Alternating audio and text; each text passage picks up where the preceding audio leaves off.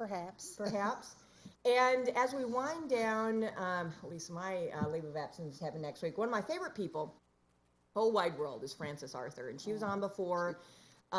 She's a Wonder Woman of all different shapes, sizes, etc. She can dance. She can plan amazing events and weddings, etc. But the biggest thing, I think, is you're being a teacher, right? I think her teaching ability is bar none because she's so passionate. And what she's been involved with over all these years is a program called Teen Eagles. Mm-hmm. How many years has it been? This is my 8th year to be the Teen Eagle Director for Tennessee. Now, Teen Eagles are important because these are raising young people to learn the legislative process. Right. And learning how our freedoms are preserved or not preserved. Now, last night, the state legislature adjourned.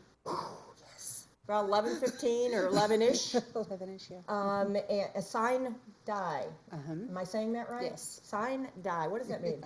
It means the end. This is the end of the session. You know, we have a 2-year General Assembly session. This is it. This is it for this session. No bills that were presented in the last 2 years can come back. Come back. They have to come back in a new form. They're dead. Right, they're dead. Gone. Bye-bye. Yes. All right, so these Teen Eagles, how do you become a Teen Eagle? And then let's talk about what they did this year. Okay, well, to become a Teen Eagle, you give me a call and tell me you want to be a Teen Eagle. It's really that simple. It's a free program. It's sponsored through Tennessee Eagle Forum. We meet once a month. I've got 3 different groups in Tennessee. I've got a group that meets in Nashville, another one in Murfreesboro, and this year we added a group over in Knoxville. Oh, dang. So I drive to Knoxville once a month and meet with students there. During the fall semester, we talk about issues. So I found in my experience with students that a lot of times they think they know what they believe. I believe this. I'm for gun rights. I'm a pro-life person, but they don't know why they believe it. Okay, it's probably because their parents believe it. Yeah, their parents believe it. I mean, for years I thought I was a Democrat because my parents were Democrats. So yeah, I thought you get it. It's soaked through, by osmosis or something, but that's not it. And so we talk about issues, and I make them do the research so that they can determine why they believe what they believe. Okay. And then once in a while I'll be ornery with them in a meeting and I'll play devil's advocate and they won't realize I'm doing it. And so I'll hit them, well, what about this matter? What if this issue came up? And I let them defend their position. Ooh. It's so helpful for them because, when they go off to college, they're going to hear people from a variety of belief systems. So this way they've already debated the matter. They know where they stand. They have a firmer foundation. So that's what we do in the fall semester.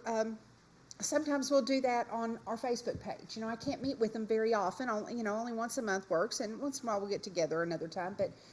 But sometimes I'll just post on Facebook, an issue that's come up in the news. Hey, what do you think about this? And I'll post an article, and they'll start commenting. We have a private Facebook page. Only students and parents can be on it, so nobody else gets to see all these wonderful debates that they have. But I have so much fun. It's great. Oh. Yeah, so a lot of fun with them.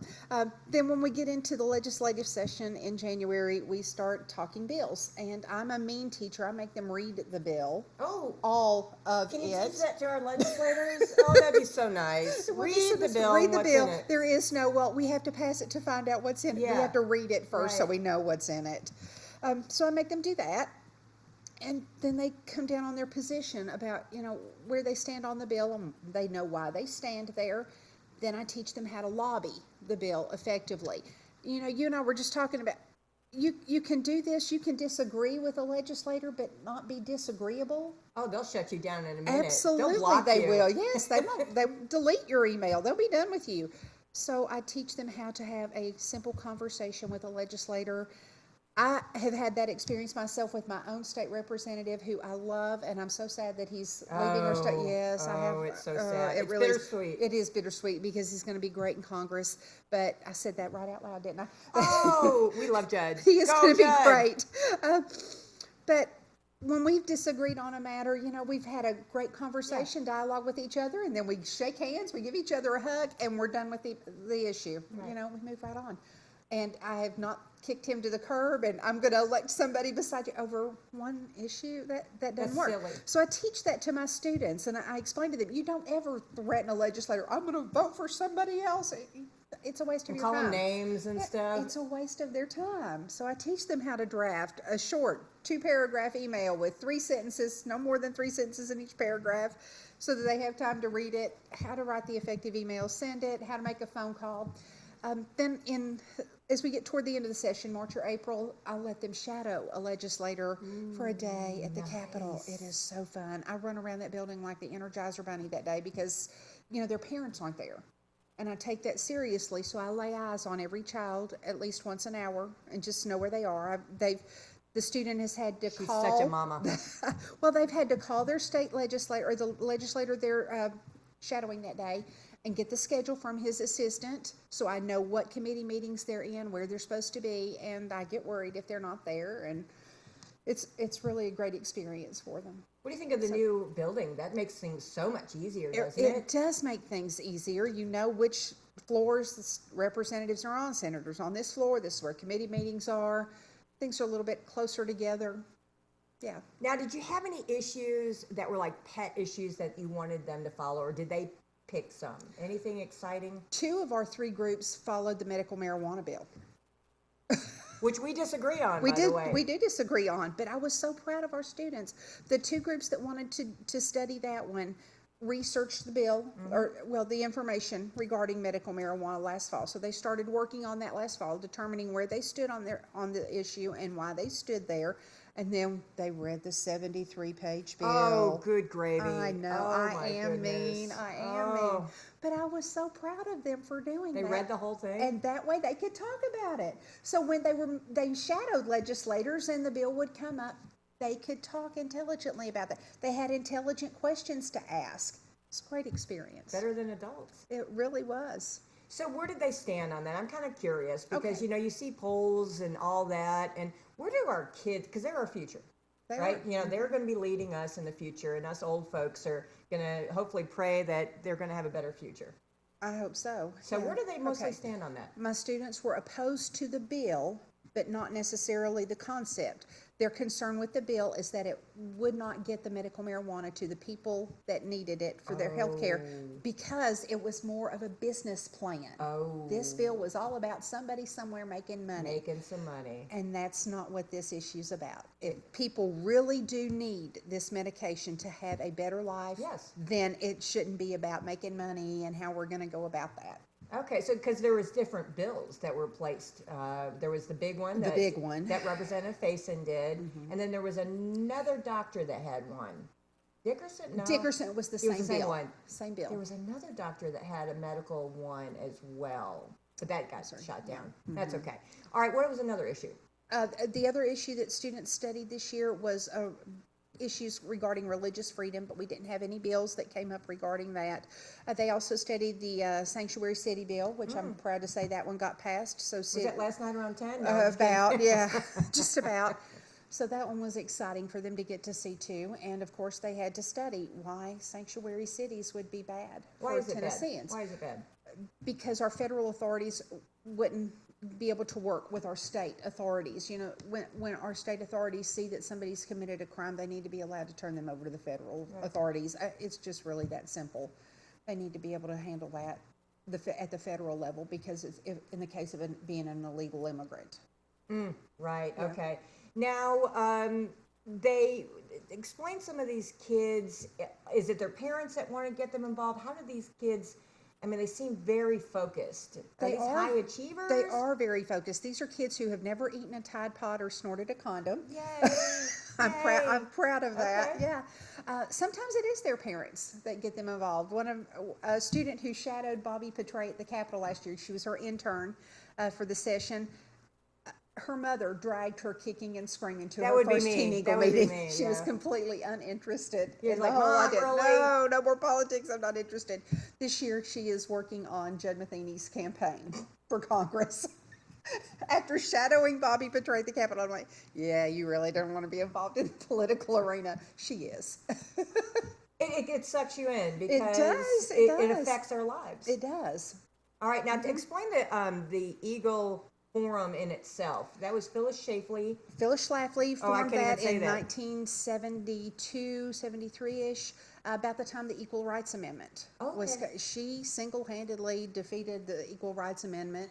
I recently watched a debate that she did with Betty Friedan on Good Morning America several years ago, and listened to her arguments on why that was a bad amendment for our Constitution. That amendment would not have helped women. It would have hurt women and hurt men. I was about to say, it seemed like a good amendment. It sounds good. And sounds the good. left and the right were on the side of that Okay. amendment. There were people on both sides who were supporting that Why amendment. was it bad, though? Well, it would have hurt women because women wouldn't have had, just as an example, I stayed at home with my children and raised them, I homeschooled them. And because of that, I did not have a lot of years of paying in Social Yeah, Security. right. Yeah, okay. So what if my husband had decided then to divorce me? Which happens. Which happens all the time. As soon as the men get through college, have their career going, then they'll leave their wife. It happens all the time. Happens all the okay? time. Yeah, so, well, since I hadn't paid into Social Security, if I'm truly equal with my husband, he had paid in, I would be given no benefits. Oh. I would not have anything. Was that And like it's on page if- 155 No, of the bill? the amendment itself was only about 50 or 60 words long. Okay. Oh. Yeah. So, but that's what it meant, and that's why yes, she was so adamant. everybody would have been equal. It also would have allowed for women to be drafted in the draft, and this was the era of Vietnam. Oh. Yes, so it would have, because women would be equal on equal footing with men. Yeah, that's not right for So women not to be all drafted. laws or bills that are placed before us are really good ones. Right. There's do you find that there's an underlying reason? Like, I could put the tinfoil hat and say, oh, well, it's someone who wants something and they're doing it because it's the kids, right? Isn't that what's always used? Yeah. It's Oh, good we for the have to kids. do it for the kids. Yeah, Yeah, like all the stuff that's gone on with the gun rights after the shooting in Florida. yeah. We're doing this for the kids, really? Gun-free zones are going to help those kids? What if a police officer had been in the building with a gun at the time? I think he was cowering outside. He was cowering outside. What if a teacher had had a gun? Yeah. I'm not saying that's Yeah, the best right, issue. I'm right. not. And that one certainly is worthy of consideration, but we really need to consider that one and think that one through before we go about doing that. But we keep putting our kids out there and say, oh, yes, for them. And we're not doing the best for our kids. I'll tell you one way I know we're not doing the best for the kids. When the one young man, David Hogg, I think, yeah, when he got on camera, he made the comment, our parents don't know how to use our democracy. And I felt so sorry for him then, because I thought some government teacher somewhere failed to teach you that we don't live in a democracy. We live in a republic. And you don't understand that. So the education system failed you at least on that one point. Well, as a teacher, and you're a homeschooler, or you were a homeschooler, as a and I- teacher, was that a major concern? Because you've worked on many, like, pro-life issues, lots of different things. What do you see going on? As a teacher, I'm concerned that our kids aren't getting the education that they need. I mean, if for no other reason than that. But then I look at math assignments that my son's public school peers would bring home, and I can't do them. Elementary school math. I think that we've done a disservice to our kids on many levels of public education. I think that teachers, by and large, teachers are good people. Absolutely. Absolutely, and they deserve respect. And we need to start asking teachers how they need to teach their kids, because some of the stuff that the federal education programs are handing down aren't a good means to educate our children. We're also concerned more in education with social emotional learning, which should be handled at the home and at the church and not through a government-run school. So our kids aren't getting the education that they need, and it's of great concern to me. And hence why you're passionate about changing the world one teen eagle at a time. One teen eagle at a time. All right, so next August is coming up. So you're done for the summer, or what do you do during the summer? During the summer, no, we'll take the summer off. I've got other stuff that I'm doing through the nonprofit that I formed last year with My America Tours. I'm taking a group of students to Washington, D.C. this summer. Oh, the mothership. Yes, absolutely, Disneyland. So we've been working for the last year. We met a couple times a month and learned everything that they're going to see while they're there. So they will will appreciate the experience a little bit more. And it's a nonprofit, so this is geared towards who? Middle and high school students. Okay. Yes, and I plan a field trip to take them wherever they want to go. This group wanted to go to Washington, D.C. Last year I took a group to Philadelphia and Boston Nice. for a week. Nice. So, but I make them do the homework again. I make them read everything they can about the locations that they'll see, the history of the site. So when they stand at the Lincoln Memorial and they find the plaque that shows the position that Martin Luther King stood when he gave the I Have a Dream speech, and they're looking out over 200 years of history, they'll appreciate it more. Wow. That gives me chills even thinking about It's it. amazing. It's a fun thing for me to get to watch. And I when we go into these locations, I don't have to tell them this is this and this is what's important about. They already know. They already know. So you've prepped them. She is a detail-oriented person. I wish she was my mama at certain points. I mean, holy cow. All right. So to get involved with Frances, The best way to find me is on Facebook. on Facebook, It's Frances simple. Arthur, Arthur. Yes. All right, and that's for the American tours, right? My America Tours. My America Tours. So if you have someone who is like a Kennedy who needs to go out and explore the world with someone safe and learn about American history, contact Frances. And then also the Teen Eagle program. Who are those geared towards? Middle and high school students, again, 13 to 18-year-olds. Okay. And, yeah, if they're even remotely interested in politics or you think they ought to be, give me a call. And speaking of politics, before we send you out to this lovely rainy day, elections, the importance of elections. Now, we all know we've got people that just won't vote because it doesn't matter. Okay, well, that's a myth. It does matter. It absolutely matters. Do you know that I was in one of the history classes I was teaching recently, I read that in the election of 1960, when John F. Kennedy was elected, All right. he only won by one vote per precinct in the United States across the board. One vote per precinct. Wow. Think about that. I mean, how many precincts are in Grundy County? Coffee County has 21. Yeah. That's if 21 more people had gone to vote for the opposing side. Kennedy would have lost that election. Who did he run against again? Was it Nixon? Nixon. Was the first He was time. running Yeah, he was against- a sweaty Nixon. One vote. Wow. That's incredible. And I love John F. Kennedy. He would have been a Right. Republican Yeah. today. Yeah. He believed in cutting taxes Yeah. and everything. All right, so one vote can count. One vote absolutely can count. Okay. All right, and so the big election's coming up. Obviously, May 1st is local primaries. Absolutely. And, people think, oh, well, it's just the primaries. I don't need to worry about that. Let No, me tell you you what, do. you absolutely need to worry about it, because the local primaries are the people who determine how much you pay in property taxes, whether or not the road gets paved, whether or not a traffic light gets put up, whether or not the divorce case gets handled by a good lawyer and by a good judge. So All of it, all of those deal with your local elections. which affect you more than pretty much everything.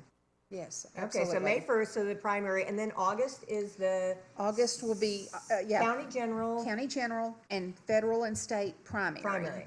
All right, which is important. Very, yes, because at the, again, at the local level, you're figuring out who is going to be responsible there for, like, the county mayor seat, the register of deeds, the trustee. All of those are in play this August. And then at the state and federal level, it'll be Congress, your state legislator, the state representatives and senators, And as the well big as governor. The big one is governor. Not to mention U.S. Senate. We have Senate seat this year, and your congressman. Yeah. Yeah, and these are where the issues are handled. It's not so much about money at those levels as it is the issues. Okay. Yeah. And so you tell, and then November, of course, is November. the final. All right. Now you tell everybody to learn the issues. What's the best way to learn issues? Well, websites, Eagle Forum. If you're conservative, I highly recommend the Eagle Forum website. It's tneagleforum.org. Family Action Council of Tennessee has a great website where they discuss issues. Also, if you're pro-life, I highly recommend the Tennessee Right to Life. It's tnrtl.org. Okay. So all of those are great places to go and learn about issues. And those organizations also do candidate endorsements or questionnaires. Oh. Yes, so you can find out at the state level which candidates support their issues. So do your due diligence. Yes. Just like those kids, you make them do. Absolutely. I'm tired of people walking into the voting precinct saying, oh, well, that person had more signs, or I like their signs. Are you telling me that signs do not matter? Sadly, signs matter. Sadly, signs absolutely matter. So, yeah, they do matter. But they shouldn't. They shouldn't, right? If people were doing their due diligence, they wouldn't matter nearly as much. About issues. That's why we need to have a debate. All right. Francis, any last words? No, vote. You are the bestest in the whole Love you, wide darling. world. And everyone just talk civilly. I mean, I think that really what it Be comes nice. down to. Be nice. Yeah. Be kind. Yes, you can disagree on an issue like you and I do Yeah. and not be disagreeable. Yeah, she says she gets hate mail all the time, and we're not going to miss that SEC seat. I will not. All right, we'll leave that to Amanda or Joanne. Yeah. All right, well, anyway, we're going to go on break, and it is raining like the dickens outside. We're going to bring back Misty.